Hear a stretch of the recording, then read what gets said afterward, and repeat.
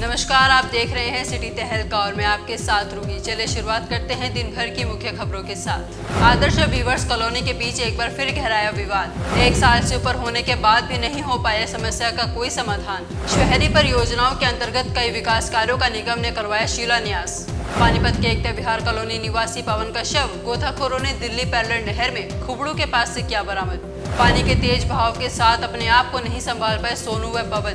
पानीपत के model town Ramlal चौक स्थित संदीप बजाज नामक युवक की बंद मोबाइल शॉप में लगी आग। बंद दुकान में आग लगने का कारण इन्वर्टर में शॉर्ट सर्किट बताया गया। ओलंपियन नीरज चोपड़ा के घर पहुंचे गजेंद्र फोगाट और परिवारजनों को दी अग्रिम बधाई। सीएम मनोहर लाल व खेल मंत्री संदीप सिंह द्वारा भेजे गए शुभकामना पत्र को किया भेंट। नीरज चोपड़ा की पुरजोर कोशिश रहेगी कि वे इस बार अपने देश को गोल्ड मेडल दिलवा कर सकेंगे नाम रोशन। विश्व जागृति दिवस के मौके पर स्वदेशी जागरण मंच द्वारा पेटेंट फ्री दवाइयां व वैक्सीन संकल्प कार्यक्रम का किया गया आयोजन। विभिन्न संस्थाओं और मंच से जुड़े कार्यकर्ताओं ने वैक्सीन को सर्वसुलभ बनाने के लिए इसे पेटेंट मुक्त कराने की करी मांग। पानीपत जिले में अब तक 6% लोगों का वैक्सीनेशन कोर्स हुआ पूरा। 38,000 लोगों ने लगवाई दोनों डोज। पानीपत में कोरोना पॉजिटिव रेट अब 1% से भी नीचे, इसलिए जागरूक होना भी जरूरी। अब जिले में 144 मिनट में कोरोना का मिल रहा एक रोगी, जबकि 36 मिनट में एक रोगी हो रहा ठीक। पानीपत में कल जिले के 50 केंद्रों पर होगा योगा कार्यक्रम। प्रशासन की तैयारियां पुख्ता।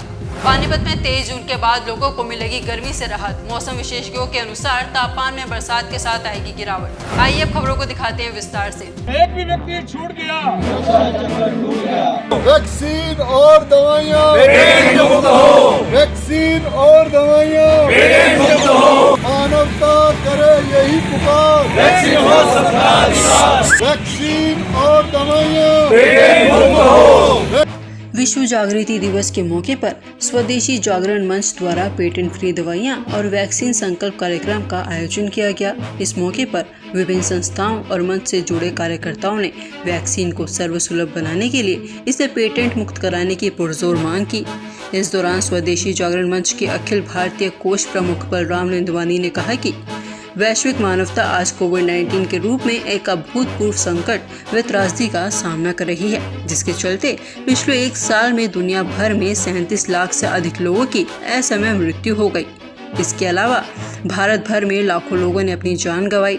इजराइल, यूएस, यूके, नॉर्वे आदि देशों ने अपनी वयस्क आबादी के बहुमत का टीकाकरण करके कोरोना से होने वाली मौतों को नियंत्रित किया है।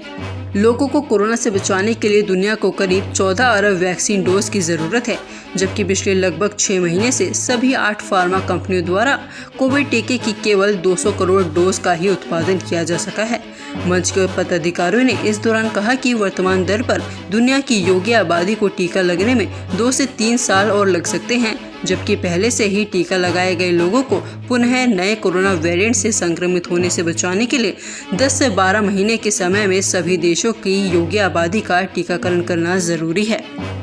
आज का कार्यक्रम मुख्य रूप से दवाइयों और वैक्सीन को पेटेंट मुक्त करवाने के लिए एक राष्ट्रव्यापी अभियान जो चल रहा है, जो हमारे देश में 739 जिलों में ये कार्यक्रम आज इसी दिन इसी समय हो रहा है। ये ताकि बहुराष्ट्रीय कंपनियां दवाइयां और वैक्सीन को पेटेंट मुक्त करें, ताकि ये दवाइयां और वैक्सीन सारे पूरे विश्व को सर्वसुलभ उपलब्ध हो सकें।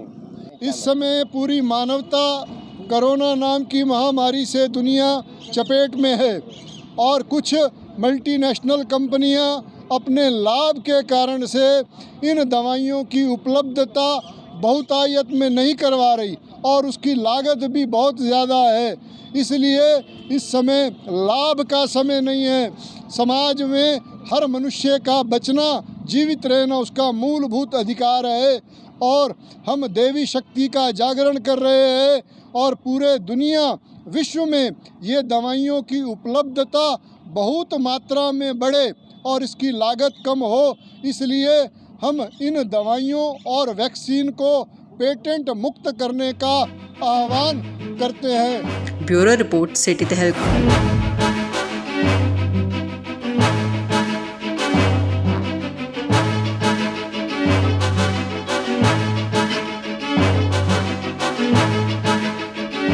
ओलंपियन नीरज चोपड़ा के घर पहुंचे फोगाट। प्रदेश के सीएम मनोहर लाल सब खिलाड़ियों को होनहार बेटा बेटी कहते हैं, इनकी वजह से विदेश में भारत व हरियाणा का परचम लहराता है। यह बात प्रदेश सरकार के पब्लिसिटी ओएसडी गजेंद्र फोगाट ने कही। वे आज खंडरा गांव में ओलंपियन नीरज चोपड़ा के घर उनके परिवारजनों से कुशल क्षेम पूछने व अग्रिम बधाई देने के लिए पहुंचे थे। फोगाट ने इस मौके पर सीएम व खेल मंत्री द्वारा भेजे गए शुभकामना पत्र को भेंट किया। सब परिवारजनों ने शुभकामनाओं के लिए मुख्यमंत्री मनोहर लाल व खेल मंत्री संदीप सिंह का आभार प्रकट किया। उनके पिता सतीश ने इस मौके पर आशा व्यक्त करते हुए कहा कि नीरज इस बार ओलंपिक मेडल के लिए जी तोड़ मेहनत कर रहा है, इसलिए उसने विदेश में ट्रेनिंग लेने की योजना बनाई है। इस बार नीरज की पुरजोर कोशिश रहेगी कि वो ओलंपिक में मेडल लेके हरियाणा के लोगों का मान और बढ़ा सके व देश की आशाओं पे खरा उतर सके। गजेंद्र ने इस मौके पर मुख्यमंत्री का संदेश देते हुए कहा कि हमारे मुख्यमंत्री मनोहर लाल ने ओलंपिक टिकट प्राप्त करने पर 15 लाख की राशि से एडवांस के रूप में 5 लाख रुपए खिलाड़ियों के खाते में डलवा दिए हैं। बाकी के 10 लाख की प्रक्रिया ओलंपिक वापसी पे पूरी कर दी जाएगी। इसके अलावा 6 करोड़ रुपए की ऐतिहासिक राशि स्वर्ण पदक पर घोषित की हुई है। इसके अलावा रजत पे 4 करोड़ व कांस्य पदक पे 2.5 करोड़ की राशि दी जाएगी। वहीं ओलंपिक मेडल मिल्खा सिंह को उन्होंने श्रद्धांजलि दी और कहा कि मिल्खा सिंह की तरह वह भी अपने देश का नाम इसी तरह से रोशन करते रहेंगे। आज हरियाणा की सबसे प्राचीन नगरियों में से एक पानीपत आने का सौभाग्य प्राप्त हुआ है। खंडरा गांव में नीरज चोपड़ा जी जो ओलंपिक टिकट प्राप्त हैं और जेवलिन थ्रो में पूरे भारत में वो सबसे बड़ा नाम है और पूरी दुनिया में वो तीसरे नंबर के खिलाड़ी हैं। थर्ड रैंकिंग, वर्ल्ड की थर्ड रैंकिंग में है। 88.07 की उनका रिकॉर्ड है और इस बार ओलंपिक में एथलेटिक्स में वो बहुत बड़ी उम्मीद है। तो आज उनके घर पे गया था।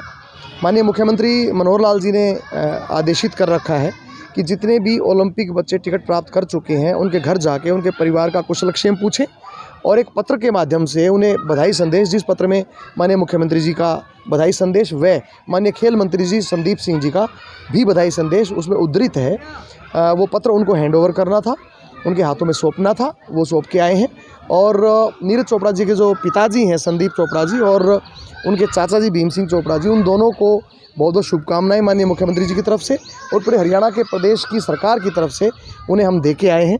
उन्होंने भी आशा व्यक्त की है कि नीरज अब की बार भारत की और 2.5 करोड़ हरियाणा प्रदेश वासियों की झोली में ओलंपिक का पदक ज़रूर डालेगा। उन सब शुभकामनाओं के साथ हम वहाँ गए थे। उसके पश्चात आपसे बात कर रहे हैं और हरियाणा सरकार ने माननीय मुख्यमंत्री जी के निर्देश पे 5 लाख रुपए एडवांस में ही सबके खातों में जमा करा दिए जिन्होंने ओलंपिक टिकट प्राप्त किया है। इसके पश्चात जब वो ओलंपिक खेल के आएंगे तो 10 लाख रुपए और उनके लिए तैयार खड़े हैं। इसके साथ साथ 6 करोड़ रुपए स्वर्ण पदक पे देने वाले अकेले मुख्यमंत्री मनोहर लाल हैं। ये भी मैं सूचना देना चाहता हूँ सारे ओलंपियंस को कि थारे खातर 6 करोड़ रुपये तैयार दे रहे हैं, गोल्ड मेडल झटक लिया और 6 करोड़ रुपये ले लिया। कितने लोगों का जो चयन इसमें हुआ और कितने लोगों तक ये जो राशि है पहुँचाई जाएगी? 29 जो है बच्चे वो ओलंपिक टिकट प्राप्त कर चुके हैं और 11 बच्चों ने अभी 2 दिन के अंदर टिकट प्राप्त किया, तो उनका प्रोसेस चल रहा है। बहुत जल्द उनके खातों में हम 5-5 लाख की राशि जमा करा देंगे। इसके अलावा जितने बच गए उन सबके खातों में ये 5 लाख की राशि जा चुकी है। ब्यूरो रिपोर्ट, सिटी तहलका।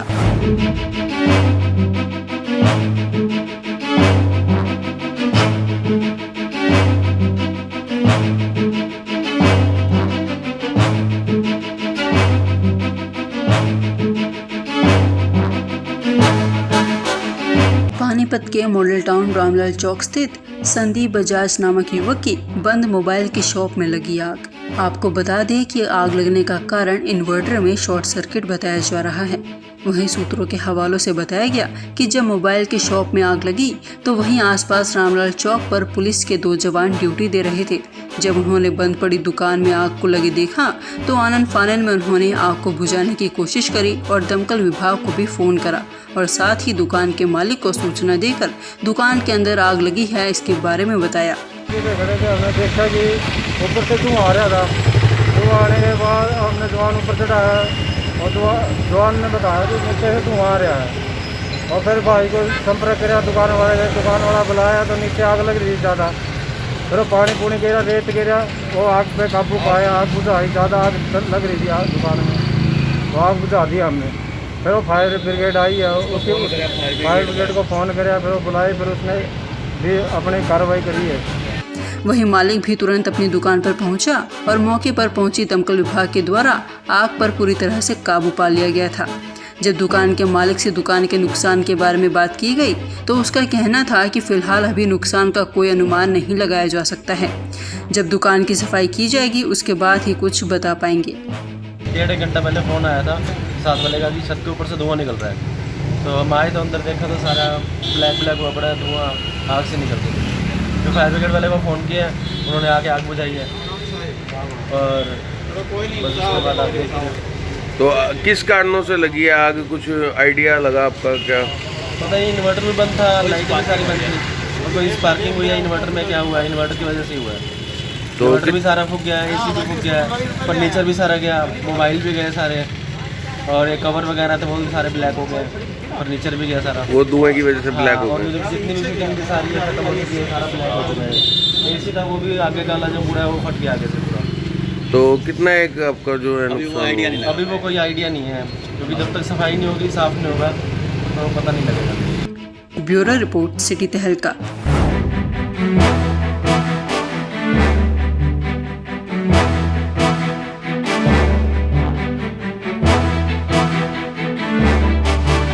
पानीपत के एकता विहार कॉलोनी निवासी पवन नामक युवक का शव गोताखोरों ने दिल्ली पैरलर नहर में खुबड़ू के पास से किया बरामद।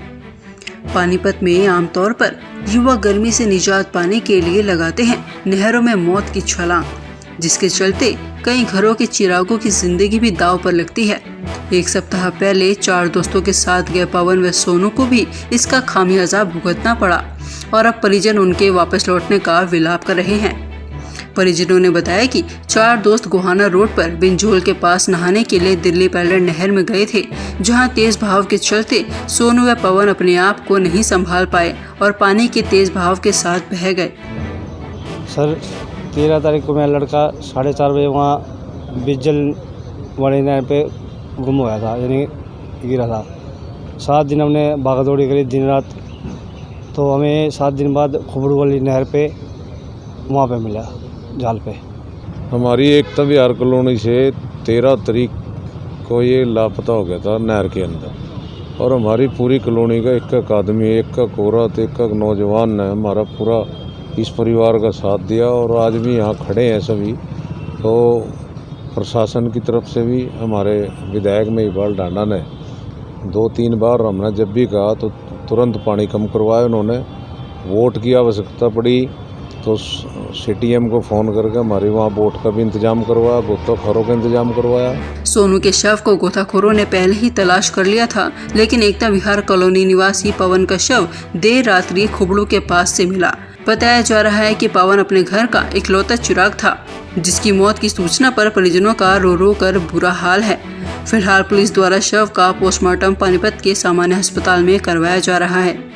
ब्यूरो रिपोर्ट, सिटी तहलका। आज के बुलेटिन में बस इतना ही। अगले बुलेटिन में फिर मिलेंगे कुछ और नई खबरों के साथ। तब तक के लिए जुड़े रहें सिटी तहलका सच के साथ। नमस्कार।